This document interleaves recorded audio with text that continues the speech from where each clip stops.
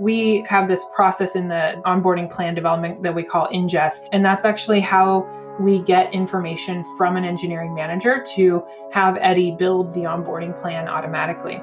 And so they actually have to complete, in that MVP, we had them complete basically a 70-question SurveyMonkey survey, and most of it was multiple choice and true false. And so it was taking way longer for people to actually fill that out than we had anticipated and we hoped. And it was a very friction-filled experience. And so we realized with that customer feedback that this was the first thing that needed to change. Hi, my name is Kristen Buchanan, and I am the founder and CEO of Edify.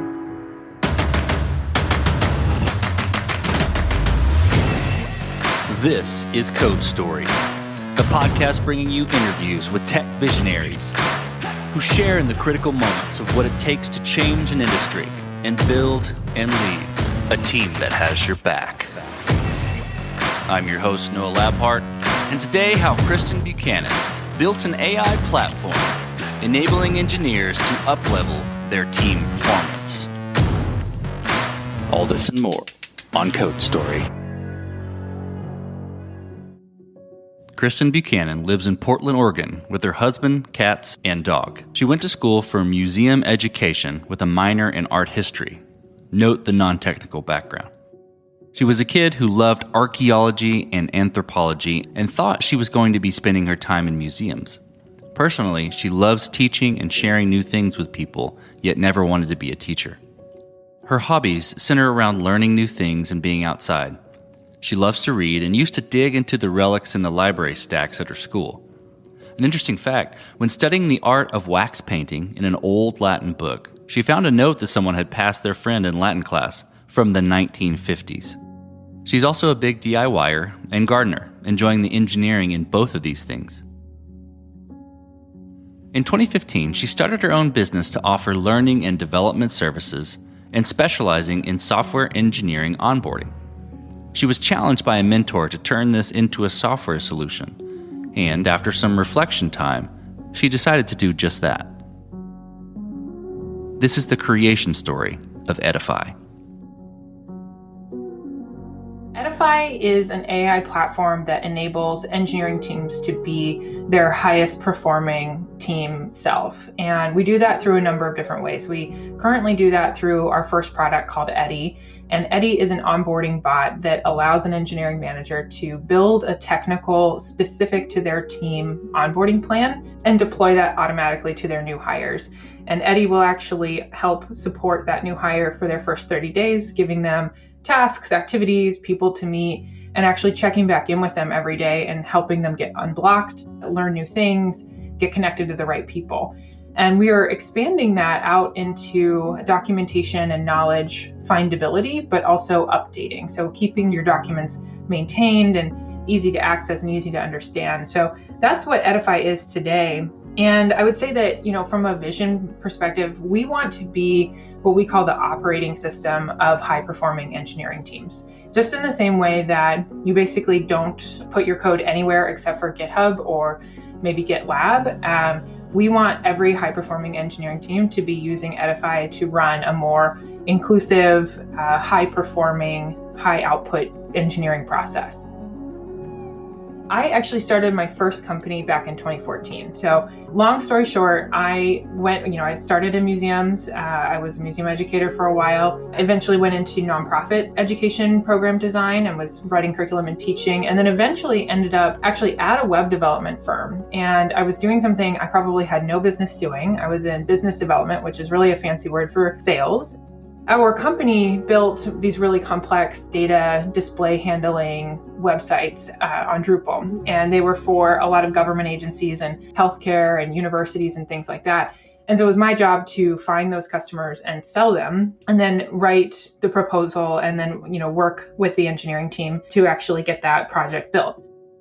I noticed as I was bringing in new projects to the business that there was this big gap between how the engineers understood what the customer needed and how the customer even articulated what they needed technically. And so while I wasn't technical, I did not know how to code at the time. I really felt like this was just an education problem, that I could educate our engineers on how to ask better questions of their customers and how to help our customers actually explain what they needed. So I started teaching some workshops, and that ended up getting really popular. At the same time, I was not loving that work environment. I felt like it was a pretty toxic place. People were kind of yelling at each other over process issues, and I was getting migraines all the time. In mid-2014, I decided, I'm going to start my own business. I don't really know what it's going to be, and eventually kind of settled on education design and quit that job in early 2015. And so that process led me on kind of this journey of offering learning and development services to mostly tech companies. And over time, actually fairly quickly, I ended up specializing in software engineering onboarding and realized that nobody really had cracked this nut. And there were these, the status quo was basically a really long, outdated checklist that had to be updated every time a new hire started. And so I noticed all of these frustrating problems with that way of onboarding new hires and started to build my sort of own intellectual property and process about how to do that quickly. And over time, it actually had these really great effects. We were seeing that new hires were getting up to speed, 2 to 3 times faster with Edify, my programs, rather than no onboarding. And so we were seeing these exciting results. In 2018, a mentor of mine, Luke Canese, who is the founder of Puppet and now Clickety, he challenged me to think about, this is repetitive, right? You're going to lots of different customers, helping them with the same problem. That sounds like a software issue. And I kind of ignored him because I was happy with my business. It was making money.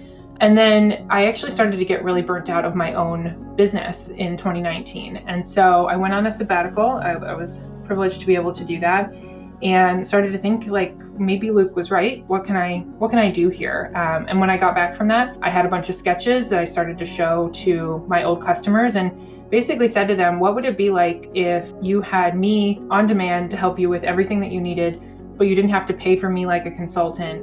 They kind of said, well, yeah, there doesn't seem to be anything bad about that. We like working with you. From that point, I tapped our now director of product, Jamie, and I asked her to basically product manage our MVP. And we worked very quickly to put together a sort of Google-style design sprint. We validated some of our ideas, we trashed some of the other ideas, and then we got started building a really duct-taped MVP last year. Let's dive into the MVP. Let's dive into that MVP you mentioned. Tell me about it and how long it took to build and what sort of tools you used to bring it to life. This process was really interesting. Jamie and I, we kind of had this big whiteboard. I put together a giant list of everything that I wanted the product to do, start to finish. I handed her a marker, an Expo marker, and said, okay, erase 75% of these things. And I'm pretty sure that she erased about 85%.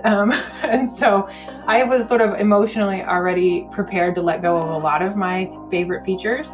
But then she pulled even more of them, and I was a little sad about that. But it was a really good moment as a founder to say, what is actually feasible in a short period of time? Because my sort of self-imposed mandate, also because I was bootstrapping at the time and pulling, my revenue from my old business, and actually had taken out some loans as well to support this new business, I said, we have to have something shipped in 3 months. And so we finally kind of selected a couple of contractors to help us, and we used a low-code tool. We actually settled on FlowXO, but we even created, even before actually doing any code writing, we actually had, I would say, early MVPs. We had a bot society model that we had built out of a Figma prototype. Bot society allowed you to basically mimic how a bot would work, and you could kind of type into it, and was essentially no code. And we prototyped that and shared it with customers and got feedback. And then we actually pretended to have Jamie be a bot. So Jamie actually was embedded in one of our early customers' Slack environments and pretended to be a bot.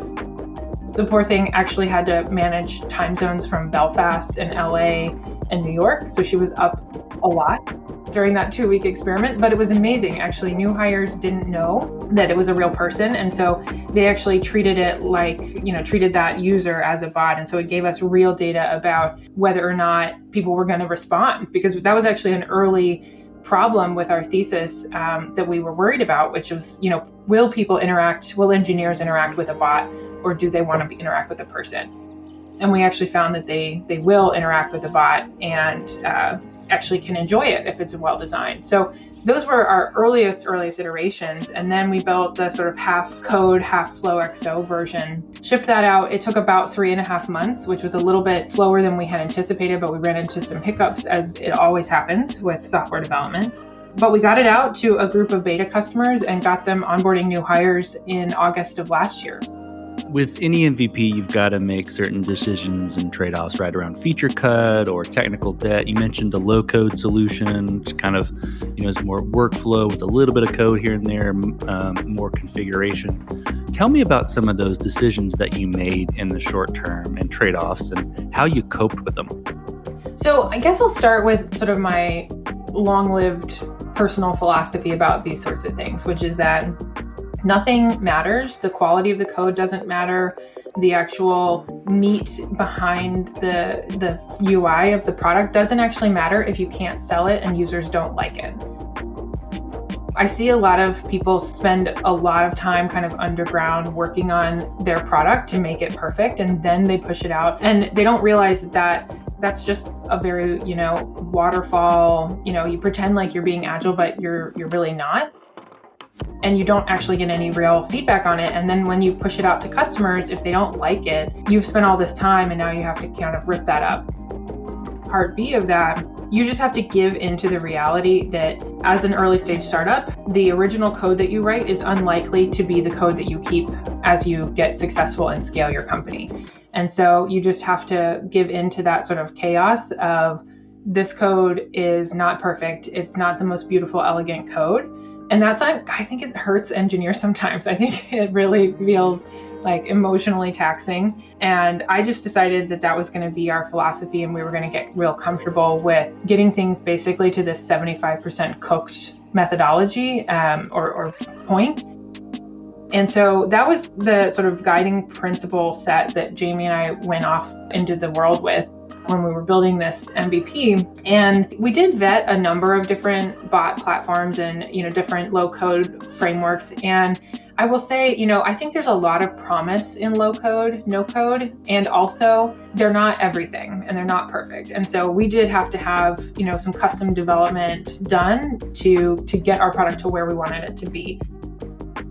I do think that you can use low code and no code tools to really get a first iteration out there, but you also don't want to rely too heavily on too many third-party applications if you're building out your core product, which, it's interesting. I actually was just reading this past weekend, Jeff Lawson's new book. Jeff is the founder and CEO of Twilio, and he kind of talks about that theory of deciding what are you going to build versus what are you going to buy. And we chose to build the core functionality of our product and sort of buy the integrations and buy the kind of way that it functions outside of the core sort of defensible part of our startup. So that's kind of how we approach that MVP. That's a fantastic approach, and it gives you the opportunity to focus on building what is core to your offering.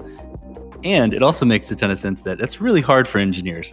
Being an engineer myself, it's really difficult sometimes to let go of your baby that you made, right? But it's so important, and when engineers can realize that, it's a critical skill from a professional standpoint. Okay, so you got your MVP created, you got it out to a pilot group, you're getting some traction. How did you progress the product from there and mature it? And, I'm interested in how you built your roadmap and figured out, okay, this is the next most important thing to build. This kind of ties into the vision, where we want to see ourselves. And we started to think about, let's say after August of 2020, I started to think, okay, what's the next most important problem that we're going to need to solve for our customers?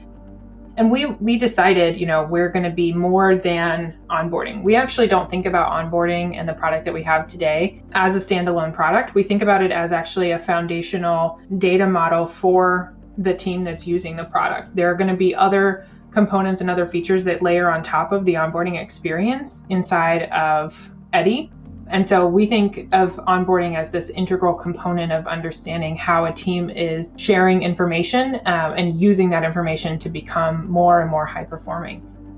Within that lens, that really allowed us to think about what are the next painful problems that our customers experience. And so what we did know from launching that beta, if you will, to that pilot group was some of our initial low code ways of solving problems just weren't cutting it. So as an example, we have this process in the onboarding plan development that we call ingest internally. And that's actually how we get information from an engineering manager to have Eddie build the onboarding plan automatically. And so they actually have to complete, in that MVP, we had them complete basically a 70-question SurveyMonkey survey. And most of it was multiple choice and true false. And it was designed to have you just drop in, links to Confluence or README or GitHub repo. And so it was taking way longer for people to actually fill that out than we had anticipated and we hoped. And we actually had some interesting kind of customer behavior, and it was a very friction-filled experience. And so we realized with that customer feedback that this was the first thing that needed to change. And so we adapted that into eventually not a survey model and into a web UI. And previously we didn't have any web UI. We were actually kind of headless and lived entirely inside of Slack.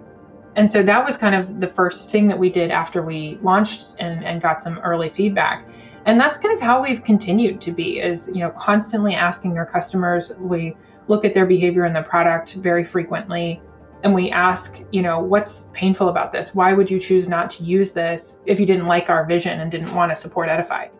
I think that's another kind of component. If I can add another sort of philosophy, is be always asking your customers what they're feeling. Because again, it doesn't really matter what your vision is as the founder if your customer is experiencing it poorly or isn't getting any value out of it.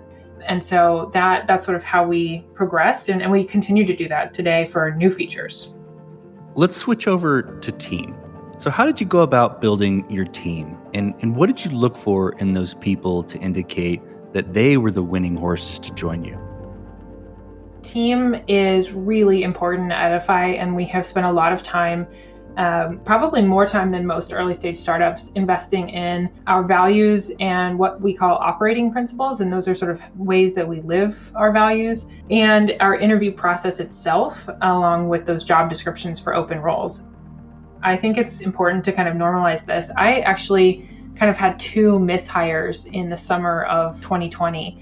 And I won't go into extreme detail with it, but it ended up being that I didn't put these 2 people through a rigorous enough hiring process, kind of didn't see around some corners, and then realized when the rubber hit the road, this is not a good fit for us for a number of different reasons, either values wise or matching to the vision or making sure that they actually were able to run at the pace of a startup like Edify. That was a painful experience. It was difficult. 2 engineers that we had on staff, both of them were part-time. One of them actually had been one of the contractors. And so we were a very small kind of ragtag team in 2020, and nobody was really except for me and Jamie, nobody was really working full time. As we started to realize, our funding is going to come through from our fundraise, our seed raise, then we put together a CTO job description. We turned those 2 part-time people into full-time staff, and we made sure that everybody got a chance to interview our CTO and make sure that this is a good fit, both from a technical standpoint and an add on our culture, meaning that this person that we were hiring would actually bring new things and both challenge our assumptions about our product and our company, but also support us and help us move more quickly. And since that point, we hired Kate as our CTO. She started at the beginning of January, and that meant our engineering team was 3 people. About 3 weeks ago, we added another engineer, a mid-level engineer, and did the same sort of open process about hiring him. And now we're hiring another engineer. And so for us, it's been continuous improvement and looking at what parts of our interview process can we adjust to go faster, but also go deeper with the candidate and make sure that this is both an environment that they're going to thrive in and enjoy, and that this is the right person for us, that they uphold our values and they see our vision and they really co-sign on what we're trying to do. This episode is sponsored by Vanta. You're a startup founder. Finding product market fit is probably your number 1 priority. But to land bigger customers, you also need security compliance. And obtaining your SOC 2 or ISO 27001 certification can open those big doors. But they take time and energy pulling you away from building and shipping. And that's where Vanta comes in. Vanta is the all-in-one compliance solution helping startups like yours get audit ready and build a strong security foundation quickly and painlessly. How, you ask? Vanta automates the manual security tasks that slow you down, helping you streamline your audit. And the platform connects you with trusted VCSOs to build your program, auditors to get you through audits quickly, and a marketplace for essentials like pen testing. Join over 8,000 companies, including many Y Combinator and Techstars startups who trust Vanta. Simplify compliance and get $1,000 off at vanta.com/codestory. That's VANTA.com/codestory. This episode is sponsored by Kinsta. Between juggling client meetings, managing your website, and keeping up with everyday tasks, who has the time to stress out about website security? Well, with Kinsta, the technical stuff is taken care of, so you can focus on what you do best. Kinsta provides managed hosting for WordPress, offering lightning-fast load times, top-tier security, and unmatched human-only customer support. Whether you're a business owner, web developer, or running a digital agency, Kinsta makes managing your website easy and efficient. Kinsta provides enterprise-grade security, being one of the few hosting providers for WordPress with SOC 2 and other certifications, guaranteeing the highest level of security for your website. Thanks to their unlimited free expert-led migrations, Kinsta ensures a smooth transition for you from other hosting providers. Customers have reported 200% faster load times post-migration to their platform. What I find cool about Kinsta is their fast and reliable customer service and premium features that are included at no extra cost. Ready to experience Kinsta's hosting for yourself? Get your first month free when you sign up at kinsta.com today. That's KINSTA.com. Well, let's flip to scalability a little bit. Did you build this to scale efficiently from day one, or are you fighting this as you grow?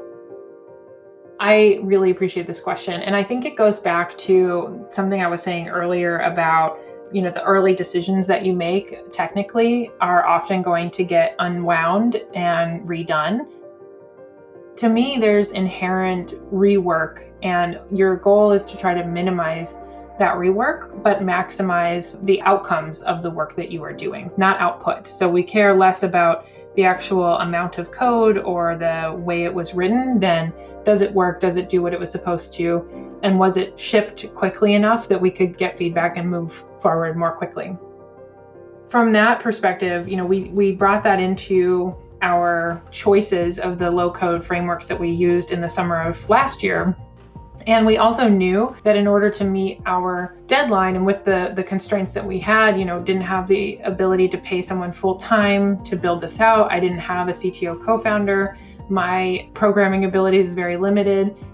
We decided, okay, this is going to be a trade-off, that we may not be able to build something that could easily handle 1,000 or more people at the same time trying to run this bot, but we're probably not going to have 1,000 customers to begin with. We just want to start with 10 and then 20 and then 30. It actually ended up being really good because we were able to find not just basic bugs in how things worked, but we were able to find this is a logic flaw and we need to fix this, or we didn't understand this about customer behavior and we need to fix that. We were able to get that data faster than if we had spent that time trying to build the most perfect, most scalable system. And that's constantly the balance that I give back to or encourage my CTO, Kate, to think about is, how do you move quickly while also not creating too much technical debt, but technical debt that is, we're willing to say outsource maybe to external contractors, or technical debt that would make a good sort of hack day project or 20% time project. So as you step out on the balcony and you look across all that you've built, what are you most proud of? I am really proud of the team that we have assembled. I am proud of how diverse the team is. I'm pretty sure that every one of us is coming from a non-traditionally technical pathway. A lot of us have sort of liberal arts degrees. Some don't have degrees at all. Some are coming from previous careers and they switched into coding. There's just a lot of different ways that people are joining Edify, and they bring a lot of their own experience that adds a lot to our product and to our culture and how we interact with customers. My perspective is that if you have the right people who care about what you're doing and care about your customer, and they have the right motivation, you can teach them any of the technology that you need. You do at some point, sometimes need to hire people who know what they're doing so that they can move ahead, but they don't have to be the Google engineer who's been at Google for 10 years or, somebody who has been in startups for a really long time. I actually think of our whole Edify team as a team of sort of underdogs, and that actually that's something that makes us really special is that we're approaching these problems in technology at a meta level, building inclusive, high-performing teams from a non-engineering perspective, and bringing our own experiences into that and joining that with engineering best practices and with what our customers say. And I think that's a really novel perspective, and we couldn't do that without the team. Let's flip the script a little bit. Tell me about a mistake you made and how you and your team responded to it. One of the mistakes that we made actually in this past quarter, first quarter of this year, was not doing the right research on the platform that we wanted to move to. So basically, just to set the scene, we had built our low-code bot on a tool called FlowXO, which was an excellent tool for the purposes that we needed it for, but we were actually starting to outgrow it. So that goes back to your question on scale. We were outgrowing its capabilities and we were outgrowing what we needed it to do. And we realized also that we needed to insource our own core functionality of the product. So it was time to kind of move to a different way of looking at the product. And we were also trying to bring in natural language processing so that Eddie could understand more creative questions and serve up better information. We settled on a tool called NLX, which we love, but is also sort of a newish tool. And that's kind of both the exciting and challenging thing about working in dev tools right now is that there are so many new things that are awesome coming on the market. And there are also startups just like you or us. And so I don't think that we did the right kind of research, and we didn't necessarily interrogate some of our choices the way that we needed to. And then when we had to start making some changes to the bot, we actually realized that we weren't going to meet our original launch timeline if we were going to include some of that migration. That was a mistake. We had talked to our investors, we had talked to our beta customers about being able to launch publicly right after Q1 of this year, and we weren't able to meet that. And so it's kind of a dual, we sort of failed on one level and then made some mistakes that contributed to that failure on the other level. Well, you touched on this a bit when you were describing the company and about the vision of where you want to go. But let's quantify that a little more. What does the future look like for the product and for your team? The vision hinges on this question, which is, why are we not using DevOps principles in our engineering team management? I've wondered this for the past 6 years. Why are we seeing such new, interesting innovations around how we ship better products and how we make them more stable and more reliable, and how we learn as teams on the product side? Why can't we use those principles of things like automation and continuous improvement, continuous integration, testing, collaboration, things like that? Why aren't we using that in team management? Because if you look at the market right now, it's just like, oh, well, here's another one-on-one bot that will help managers have better one-on-ones. Well, okay, that's getting somewhere, but it's not really getting at the heart of it. And again, I think Edify in our core, we're trying to look at the whole system of engineering teams. And so taking this question as motivation and to try to solve this challenge that we see happening in engineering teams, we started to say, okay, where is the friction in an engineering team? And if you look at the life cycle of an engineer, so from recruiting into onboarding, into continuous learning and professional development, into, say, performance management and review cycle, and even into offboarding when somebody's either leaving a team or leaving a whole company, there are a lot of points of friction. And those points of friction are usually centered around where data or information is either being ingested or created and sent out. And so there's a lot of transacting of data in each of those parts of an employee lifecycle within a team. I think a lot of engineering teams think that all the people stuff in the team just has to suck, that that's just the way that it is, and it always isn't great. Interviews are always hard, preparing for interviews are hard, onboarding people is hard. And I don't believe that. I think, there's a future where engineering teams are allowed to work on their kind of favorite things, their highest and best use, things that they want to be working on creatively and focus on solving those problems. And then there is business software that is supporting the sort of seamless flow of that team. And that's what Edify wants to be. We're imagining features like the ability for Eddie, our bot, to notice when, say, there are a lot of queries about a particular topic and there's no documentation or no subject matter owner at the team who is solving that. So let's say, for example, that Eddie notices 10 times this month, people have been querying about Kubernetes, and there's nobody in the team, maybe we're not using Kubernetes right now, nobody in the team who has this expertise. The bot might be able to go to the manager and say, hey, Noah, we're seeing this volume of queries. Do you think you need to hire someone with this competency? Here's a few job descriptions I scraped from the internet to help you get this ready. Okay, you're ready to hire? Let me send this job to your applicant tracking system and make this really seamless for you. Or even, a time when the bot could say, all right, here's your job description, and I'm going to go ahead and prepare your existing engineers on how to ask these interview questions.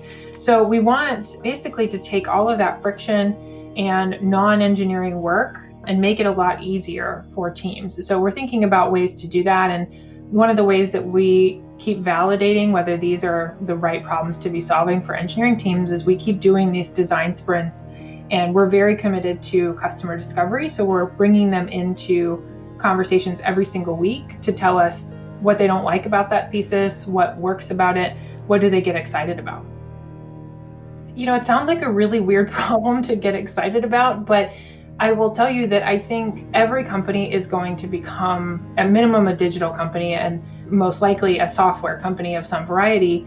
I think if we want to build the best products in the world, both physical and digital, we need to consider how are we building the teams that build those products? And are the people that work in those teams happy? Are they enjoying their jobs? Are they productive? Are they getting self-actualized? And are they doing this in a psychologically safe environment where they can really be their best self? And that's where I get a lot of my excitement from, is thinking about the future of better products in the world. I think it makes sense that there's going to be a lot of success with the team you've built because of their non-traditional path to an engineering company, right? You can bring these views of, not just coding, not just computer science, kind of the way we've always done it, and look at things in a different way. I know I've experienced that from my team of non-traditional engineer hiring, and it's been incredibly valuable for creating a product that serves in a very different and better way. Let's imagine that you had a really, really smart team of engineers and they all graduated from Stanford's computer science program.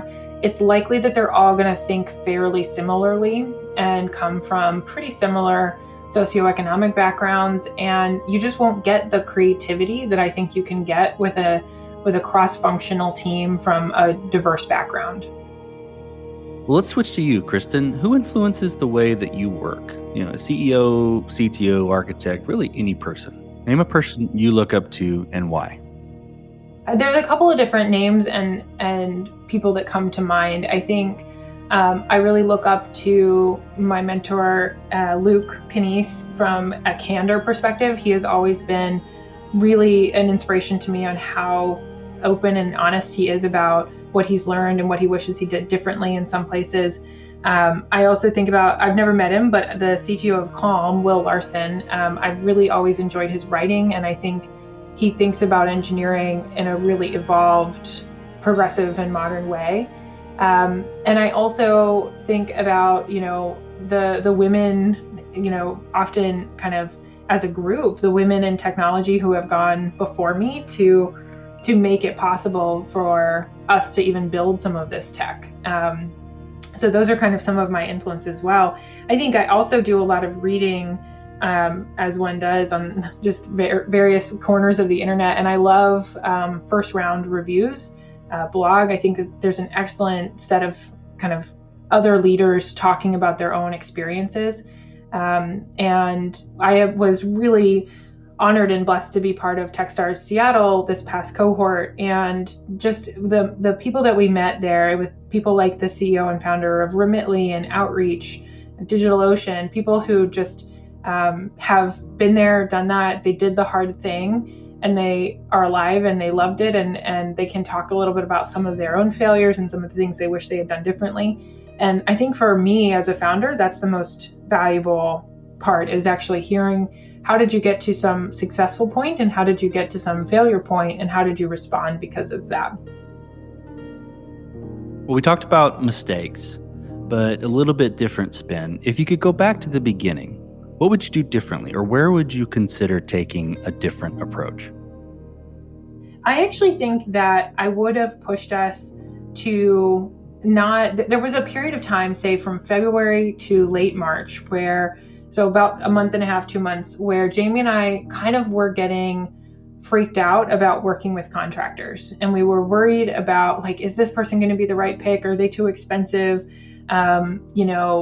it going to be the right time? And I wish that we would have just hired a couple of code school grads and started working, to be honest. And I think we still came out with an excellent MVP, and it did what it needed to do. But I think the faster you can get things out, and I've talked about this a couple times today, the faster you can get things out, the faster you learn from customers. And if I had it to do over again, I would just have moved us quickly and actually taken more of a risk. Because, I have a huge place in my heart for code school grads, because often they're not afraid to just start trying something, to just start playing with it. And then the more senior you go as an engineer, the more knowledge you have, which can produce this sort of curse of knowledge moment where you're second guessing things, and you're actually thinking like, well, is this the best way to do it? Is this the most scalable way to do it? And you're not indexing for, is this the fastest way to get the outcome that my customer needs? Well, last question, Kristen. So you're getting on a plane, and you're sitting next to a young entrepreneur who has built the next big thing. They're jazzed about it. They can't wait to show it off to the world. Can't wait to show it off to you right there on the plane. What advice do you give that person, having gone down this road a bit? I would be like, well, how long is the plane ride? Is it a 25-minute to Seattle, or is it a 5-hour to the East Coast? I think first I would ask them, have you sold this? Have you pitched this to a customer? And then, there's sort of a decision tree that I would go through then, right? Is, if yes, if you have pitched it, okay, what did you learn? And are you really listening to them? And are you moving the company in the direction of what your customer needs? And if no, I would be like, well, you need to pitch it. So either pitch it to me right now if I'm your potential customer, or tell me who you're going to pitch it to in the next 24 hours. I am very much sort of a bias for action person, and I have very, very low tolerance for people sitting on something and just thinking about it. Like, just get it out there. It really irritates me when people kind of twiddle their thumbs or sit on their hands about it. It's like, no, just get this out there. Try to get it beaten up, frankly. I did this with my pitch deck when I was fundraising, or before I started fundraising formally last year, where I sent it to all the people that I respect the most in my world, and said, like, redline the crap out of this, frankly. Make it, be really honest with me about what's not good here. And you have to do that with your product too. Absolutely. That's great advice. Well, Kristen, thank you for being on the show today. Thank you for telling the creation story of Edify. Absolutely. It was such a pleasure to have this conversation. Thanks for having me, Noah. And this concludes another chapter of Code Story. Code Story is hosted and produced by Noah Labhart. Be sure to subscribe on Apple Podcasts, Spotify, or the podcasting app of your choice. Support the show on patreon.com/codestory for just $5 to $10 a month. And when you get a chance, leave us a review. Both things help us out tremendously. And thanks again for listening.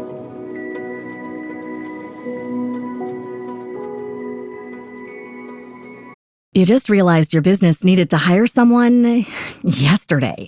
How can you find amazing candidates fast? Easy. Just use Indeed. Stop struggling to get your job post seen on other job sites. With Indeed sponsored jobs, your post jumps to the top of the page for your relevant candidates, so you can reach the people you want faster. According to Indeed data, sponsored jobs posted directly on Indeed have 45% more applications than non-sponsored jobs. Don't wait any longer. Speed up your hiring right now with Indeed. And listeners of this show will get a $75 sponsored job credit to get your jobs more visibility at Indeed.com/PODKATZ13. Just go to Indeed.com/PODKATZ13 right now and support our show by saying you heard about Indeed on this podcast. Terms and conditions apply. Hiring? Indeed is all you need.